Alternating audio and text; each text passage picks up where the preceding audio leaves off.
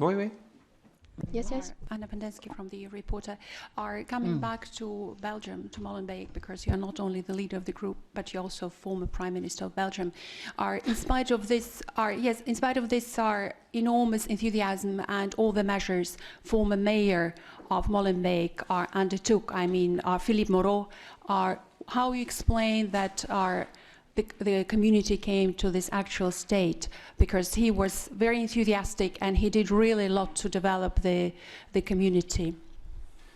But I'm not here to start to make comments on the Belgium case. I'm sorry. I'm the leader of the group, and I make comments on the politics of the Union, and that Belgium is a country in the center of Europe, surrounded by Germany, big countries like France and the UK, with a large Muslim community, explains this, and the number of measures taken in the past are impressive. OCAM, Plan R against radicalization, and a lot of these circles have put before court. I don't think that there has any country where so many of these jihadists have been convicted by court as in Belgium.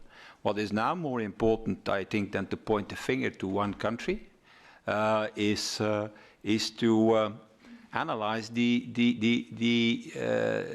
lacks that there are in the system.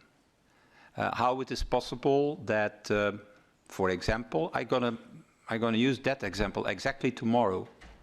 Abdeslam is controlled in Cambrai and can continue his road.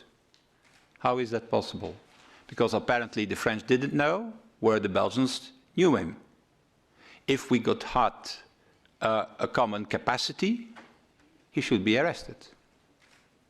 So that is, I think, how is it possible that there is this attack against the Jewish Museum in Brussels by somebody coming from Paris, knew by at least two, in this case you have the file, knew by at least two secret services, and in Belgium they don't know it.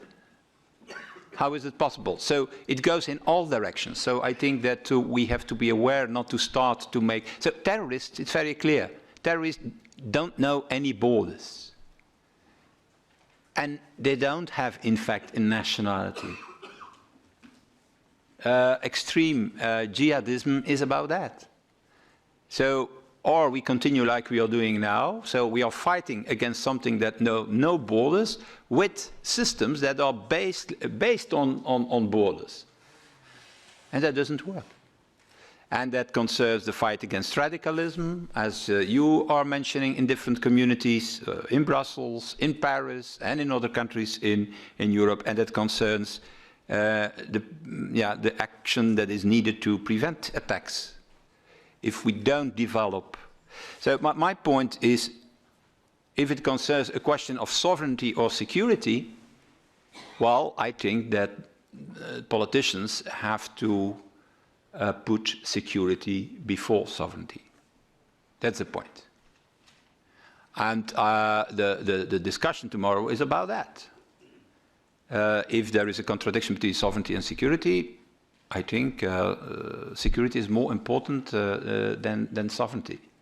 And that is now what we have to do on the European level, and not to fall back in our all, I should say, attitudes, and then to point the finger to one or the other, and to think that problems are solved with this.